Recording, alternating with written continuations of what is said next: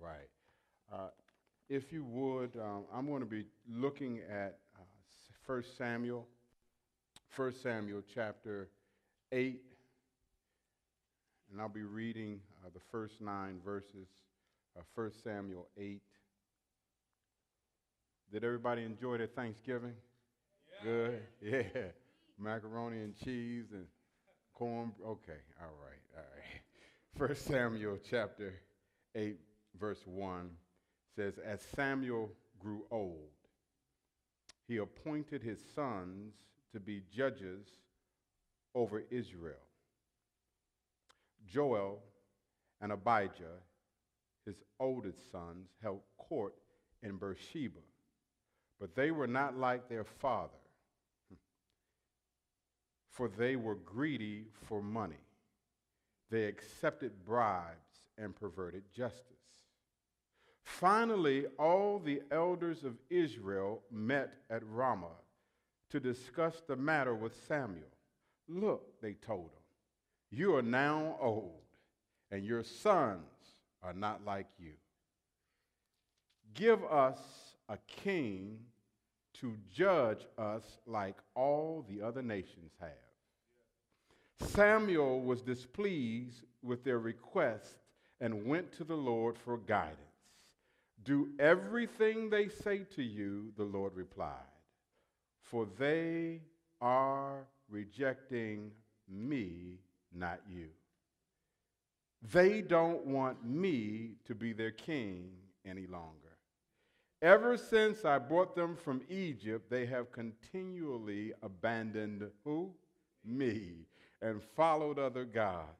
And now they are asking you the same treatment. Now they're giving you, the same treatment. Do as they ask, but solemnly warn them about the way a king will reign over them. I wanted to talk with you about the subject, sunny with clouds. Yeah, sunny with clouds. Matter of fact, I want you to turn to somebody next to you and say, it's sunny with clouds. Yeah, let's do it again. Now, after you say it's sunny, I want you to pause and then say with clouds. All right, you ready? Turn to somebody and say it's. There it is. You got it. Because that's actually real life. As a matter of fact, cloudy describes a condition where there is overcast, where there is a sense or a lack of clarity. When things are cloudy, is sort of like when somebody other than your aunt fixes macaroni and cheese for Thanksgiving. You were really excited, and then you found out someone else prepared it. Immediately, there was a spirit of gloom that overwhelmed you. When it's cloudy is the kind of condition where you have paid all of your bills for the month. And then you get hit with a car bill for $1,200. I don't know, maybe I'm the only one that's been in that predicament where you're trying to be sunny, but the conditions around you make you feel cloudy. You're wrestling through this question, and it's a simple question. God, how is this going to work out? When it's cloudy, you're in a confrontation with human nature because human nature loves certainty.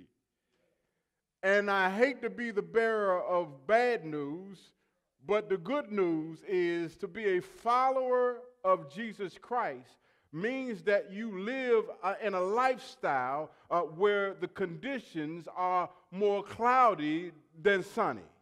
Okay, Can I say it to you so you can hear it from the Bible? Here's what the writer of Hebrews says in the book of Hebrews chapter 11. He says, without faith, it is impossible to please God, because anyone who comes to him, who knows that he exists, must believe God and believe that he's a rewarder of those who diligently seek him. Here is the point. Faith is certain ambiguity. And the idea of cloudiness simply means that when you ask the question, like, how is this going to work out? Here is what you know. You're certain that it's ambiguous. That I really don't know how it's going to work out, but faith is what I budget to handle the thing that I can't see how it's going to work out. And so for us, we don't like clouds.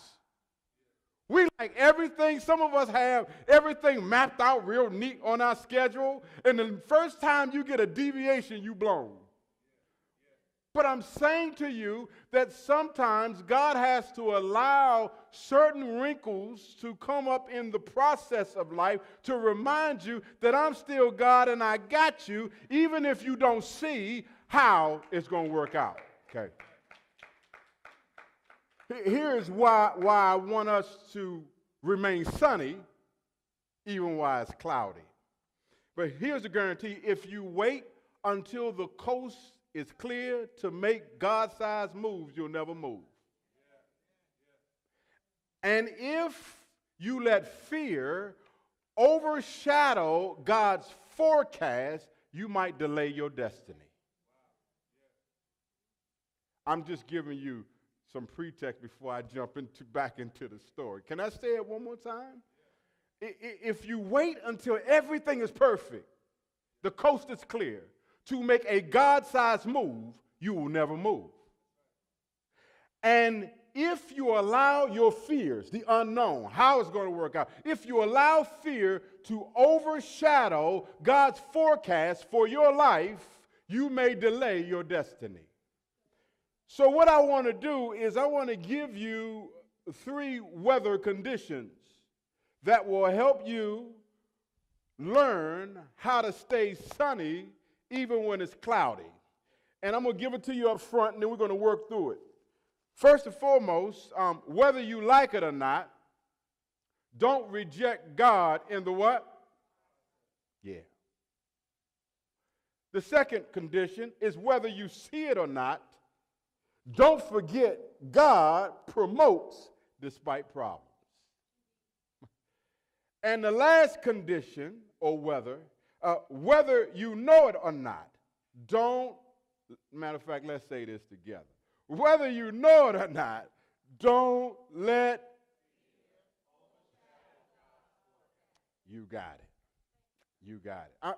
So you said, I came to church, the pastor was talking about something sunny with clouds. What was his point? I want you to focus on God's forecast. Like at the end of the day, if we could just focus on God's forecast, it don't matter what the conditions, how they change and what they are, because his forecast for your life is always good.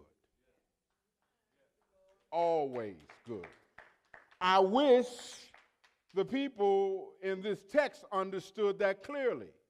Because what happened was they had been under some leadership for many years that was pretty good, and now clouds have overcast the situation. Their sons, Joel and Abijah, Joel and Abijah are now the new leaders, and when the people start looking down the road at what they were getting ready to get for new leaders, they said, God, I don't want the process. Don't want that. I don't like the clouds. We don't see how it's going to work out. I'm looking around the other nations, and I would rather have what they got. God, I don't want it. Which is why the first condition is what? Whether you like it or not, don't do what? Don't reject God in the process. You said, well, how did they reject God in the process? Well, God said it in 1 Samuel chapter 8, verse 7. When Samuel says, man, they hurt me. I've been covering them for years. And now all of a sudden that the game has switched up a little bit, they no longer want my lineage to rule over them. And God says, Samuel, they've been doing this since I delivered them out of Egypt. It's not you that they are rejecting, it's me. The idea is whenever leaders took over, God's process was a little different than the nations around them. You had to work through a priest. Then there had to be sacrifices. the priest wore vests, and the vest had like stones in it, and it was like doing the lottery. They had to like cast lots to figure out, and so it was this long process to figure out what God wanted to do. And I'm saying what they probably feared is what you and I would fear, like, God, why can't we just Google it? Why do we have to go to a church, say a prayer, worship, lay out on the floor, go through this? Why can't we have the process? It seems like the people around us are so much successful, so much more successful. If we could just have this one thing fixed, if the process was just a little easier, God, we would not have to. I don't want another set of leaders like that, God. I want what everybody else has. Have you ever been in that situation where you have looked around you and you just got tired of God's process? I mean, how many Sundays do I got to come and listen to a sermon? God, why can't I just get the answer? Why can't we just go to Oprah? Why can't I just listen to YouTube and Dr. Umar Johnson? Why can't why can't the process be a lot easier? And what we don't realize is that sometimes when we reject the process, we are rejecting God. It's this illusion that we are so confident that, God, if you change them, everything going to change. Sometimes God is not looking to change them. He is allowing them not to change so that you can change. God, if you just make them better, now I ain't going to make them better. What I'm going to do is leave them the same, because I want to use the process that's causing you pain to produce the change that they've been praying for. So can we make an imaginary cake? Right? This is my bowl. What are some ingredients that I would need to put into this bowl to make a cake? Because y'all can talk to me. I'm an unconventional guy. Somebody said it off the bat. What are some of the other ingredients? Somebody said eggs. So we've got flour, sugar, vanilla. Oh, somebody going in big. I'm coming over your house to get some cake. All right. Somebody said butter, flour. What else? Milk. Okay, so here's how it works. All these ingredients, when you put them in together, somebody said right off the back, the number one thing that we're going to put in this is what? Eggs. She said that, right? The problem with eggs is that they are messy. And to be quite honest, if you look at it when it's in the bowl, you don't really like the way it looks. And what sometimes we like to do is, when God has a process, maybe you're in a new job or a new relationship or a new situation, what you start trying to do is you start trying to pull stuff out of the process that you don't like. The problem is, people of Israel, that if you reject what I put in this ingredient, you are literally rejecting the God that's prepared to make you better than you could have ever been. Now, here's the thing. The thing about eggs is that, yes, they are messy, but what is the purpose of the egg in the cake? They hold everything together. So if you start, I'm going to tell you what's nasty about the process isn't the ingredients. It isn't the nasty person on the job you got to deal with. It's not the fussing and the fighting with the kids you got to deal with. What's nasty in the process is that you put your hands in it and start picking out of the bowl the stuff that you don't think you should have to deal with. But God says, listen, if you take that stuff out, you're literally removing me, because I'm in the mess. Your destiny is both cloudy and it's messy. And every time I put you in a process you don't like, you says, I don't want that process over me, God. And God says, are you sure? Are you sure you don't want it? I don't want to. Give me a new one. And you get into the new situation and you find the same set of conditions. And the reason why is because God says, I can't let you rise and be everything I called you to be if you keep jumping out of the pot that I put you in. Don't reject God in the process God is in the mess. We got it. The second condition, whether you see it or not, do not forget that God can promote despite problems. We act like God knows that two young men are about to take leadership, and they're not copacetic. That's an old head term. They're not copacetic. They're taking bribes and they pervert justice, and they're not. God knows the people that are in your circle. It's not a surprise that who's in your household. He put you in your household. You sitting and praying, it's God, can they move out the house? No, they're in the house. They're not moving out for another 4 years. You got to learn to be sunny. You got to make the most out of it. Well, God, how can I make the most out of it? Don't forget that I can still can I just talk to you for a second? That sometimes when we raising kids and we dealing with spouses, we get so afraid about the future because we see the present. What I'm saying is, don't let present conditions dictate your future. Like, just because it looks bad doesn't mean that God can't turn it around for good. He says to the people in 1 Samuel 8:8, they've been doing this since I brought them out of Egypt. What is his point? His point is, Samuel, I want to remind them and you that they've been acting this way about me. Acting as if I can't promote you despite problems. And when he brings Egypt into the equation, he just want to remind them that, remember, there was a 400-year problem. And I, by some miraculous means, brought you through dry land, caused the sea to open up wide so that you can cross over, and you have forgotten how I led you. Do y'all know how God led the people, his people, across an impossible task? Do y'all know how he led them? He led them by a cloud. And he said they act as if cloudy leadership is something new. This is how I roll. I give you just enough light to take the step in front of you. I show you the future even though you can't see it. And then I'm going to invite you to follow me.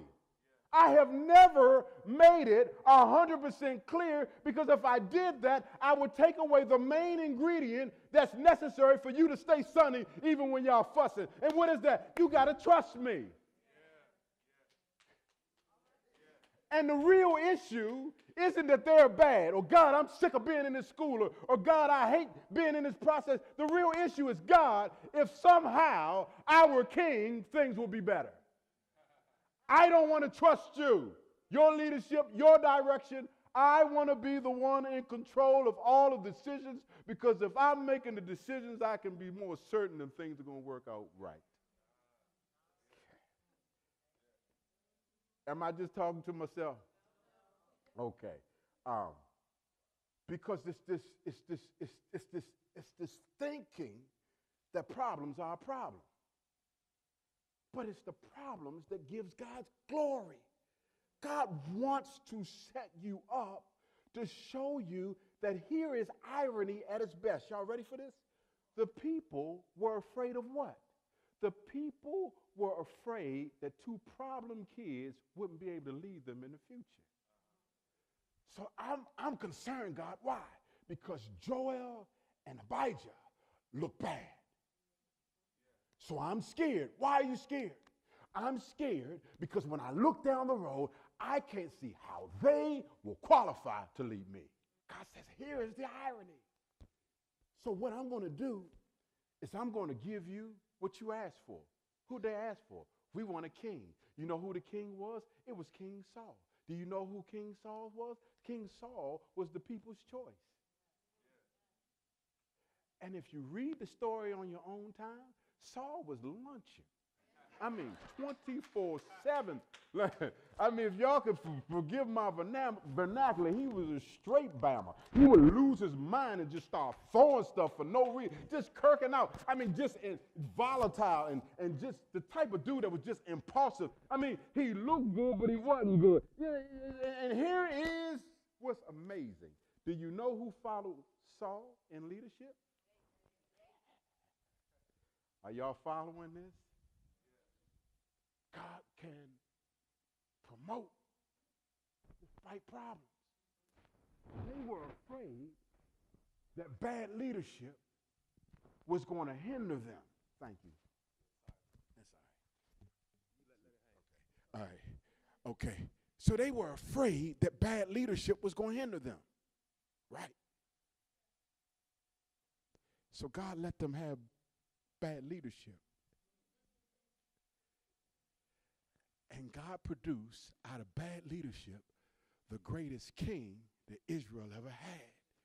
Do y'all see the irony that it doesn't matter how bad it looks right now, that God is so good that if they would have just trusted him to begin with, they could have skipped being in the wrong relationship for 5 years. They could have skipped being under the wrong job for 20 years. They could have skipped being in the wrong major for 7 years. If you would just understand that your problem isn't a problem for God. That God can say, listen, I don't care what set of parents you have. I don't care what background you came from. I don't even care about your diction. I will use your slang and your DMV drawl. I will use it and give you a national platform. I'm not concerned about any of that because your problem was part of my plan. I plan to use the problem to promote you.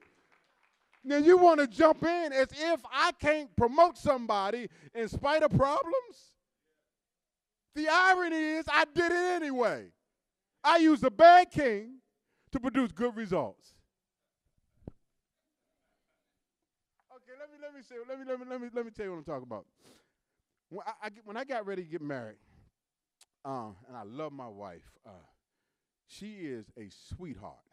As a matter of fact, I almost didn't marry her because the problem was she was too nice.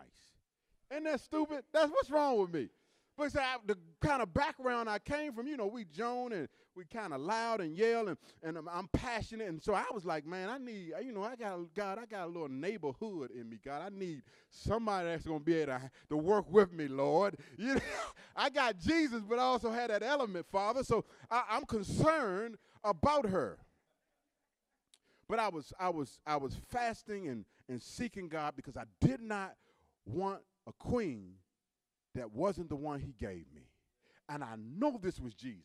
I had the craziest idea. She was, when I say sweet, I don't know where she came from.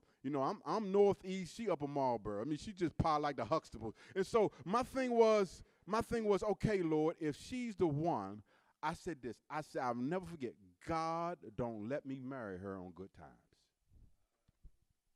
Y'all looking at me crazy. Like, y'all, are you serious, man? Why would you pray that? Here's what I realized. I didn't want any surprises. Anybody can marry good. But can you marry even when it's problems? And I didn't see enough problems to know whether my love would still be strong when it's tested. I promise you that my wife did some things after that prayer. It was a period of time. She did some stuff in that window of time. Then we've been married for 20 years. When I say she lunched out, I mean she was throwing stuff and yelling, and I was like, God is killing me. But yes, this is what I prayed for, Jesus. She done gone crazy. Lord, I'm on my now, God, I'm scared. Do you still want me to marry?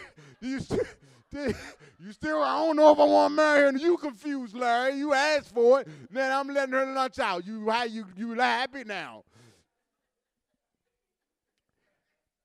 Do you know I proposed to her when she probably anticipated we would break up? And I'm not encouraging people to overlook issues in relationships that are clearly dysfunctional. I'm not promoting that. What I am saying is too many of us have an unrealistic view of what God is looking for in the process.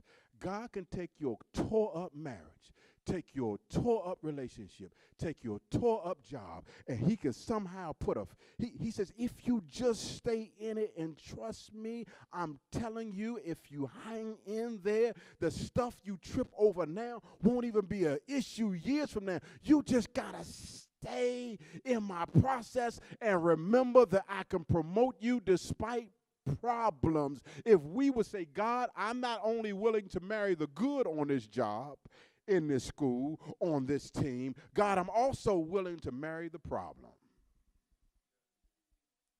Too many of us only want to marry one part of the equation.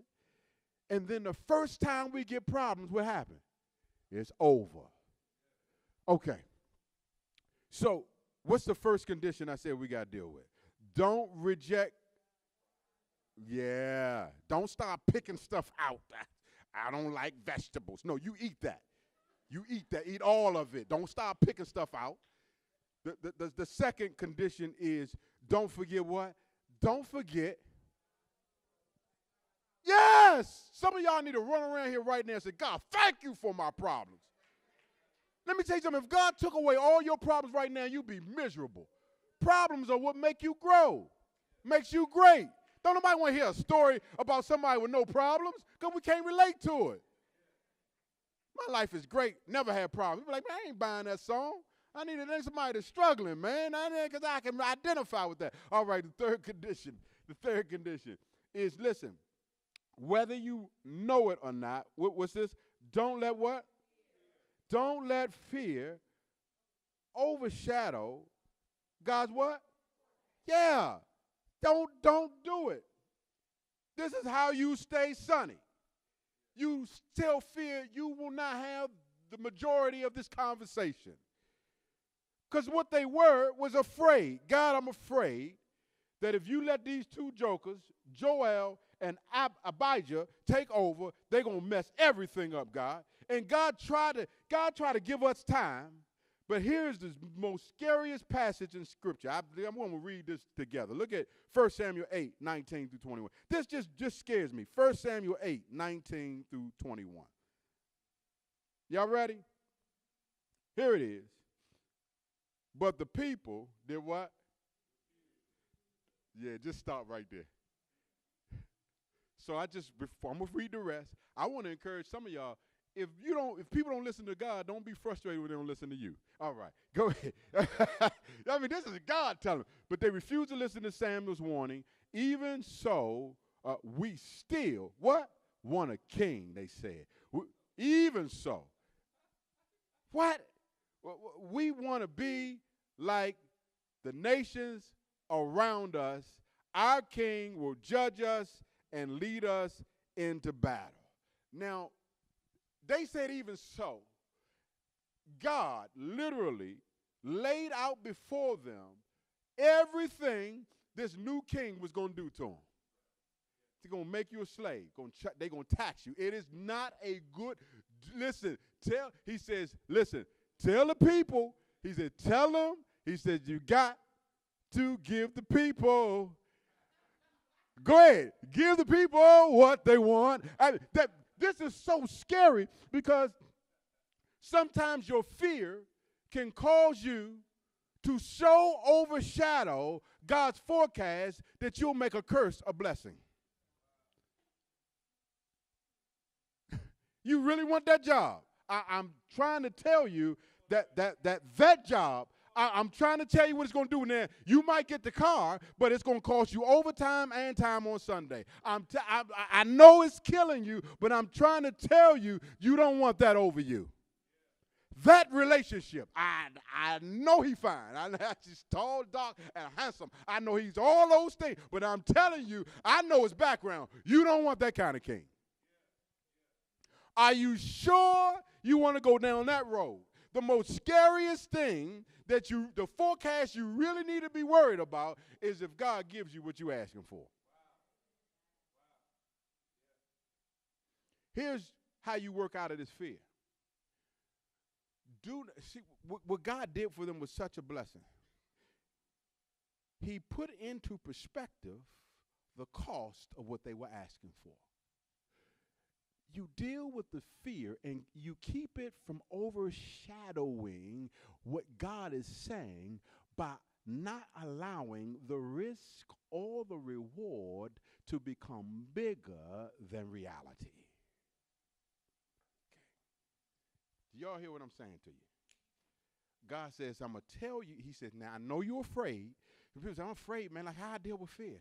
God says, I'm going to tell you. See, this is like how fear is. It's like an umbrella. It's sunny outside. We got an umbrella just in case. That means just go walk around with an umbrella. But what happens is we start to function and operate with this thing called fear over us to such an extent that we can't see that God is still above the clouds. That even though it's cloudy, even though things don't look, God, I don't know how it's going to work out. Do you not know I'm above the rain? I reign the rain. And what we tend to do, the first time we start coughing, we go from coughing to I'm going to die. Are you serious right now? Like, how'd you make that? That's a huge leap in logic. How'd you go from a cough to I'm going to die? We tend to exaggerate. Oh, young, you say, man, that thing is off.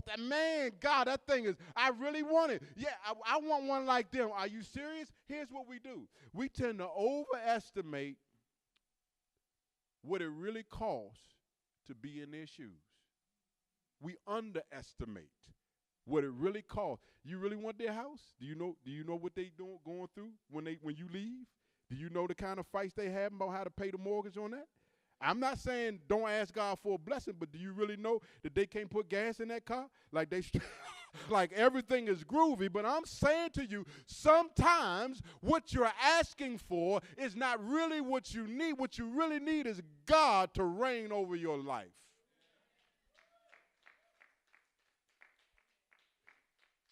What we got to do is realize that there's a difference between 1 Samuel 3 and 1 Samuel 8. 1 Samuel 3 says, I'm afraid, fear. What are you afraid of? Two people going to take over, going to mess everything up, God. But what does God say in 1 Samuel 8?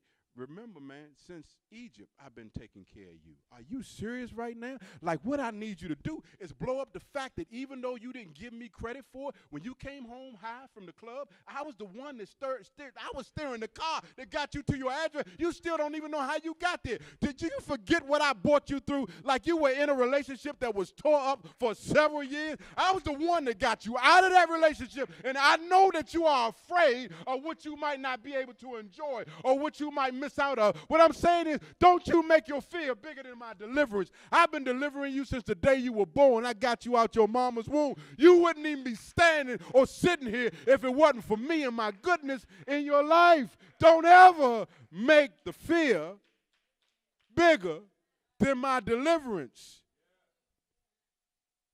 The problem is we don't thank God enough for the times he's delivering us. So when fear comes, we forget who it was that was keeping us and will keep us even in the midst of the fear.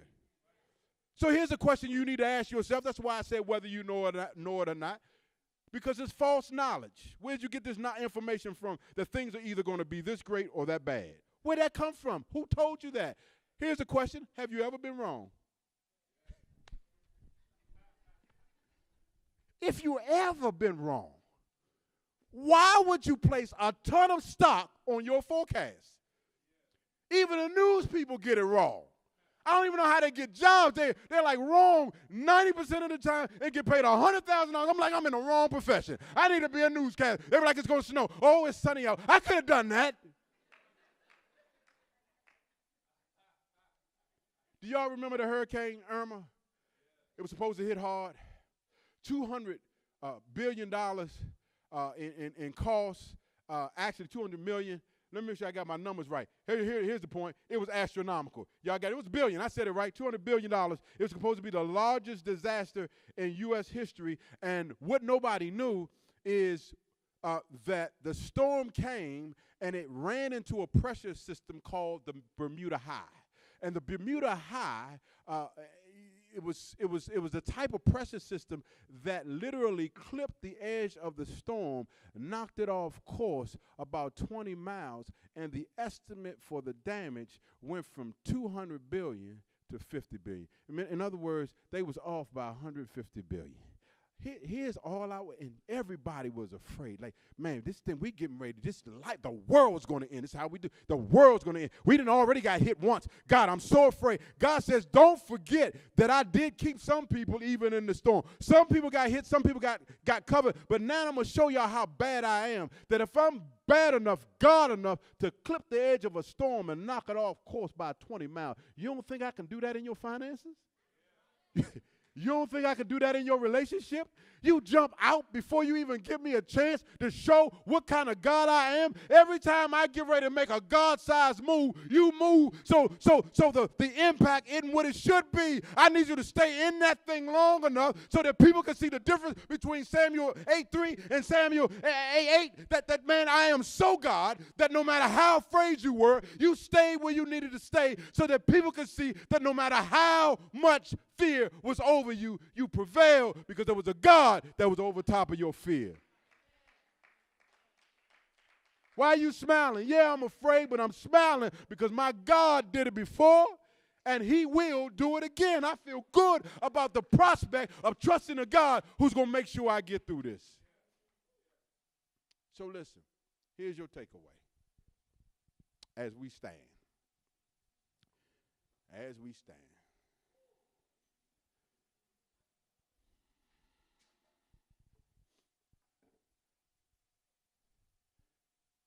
Man, I'm just asking God to change the forecast for you. Some of us frowning and upset about stuff that ain't even happened yet. When you know what Jeremiah 29:11 says, God says, for I know the plans I have for you. Plans to prosper you. Plans not for your disaster or for your harm, but for your good. When you know, if you saw what God saw about you, you act like you hit the lotto. You'd be silly right now.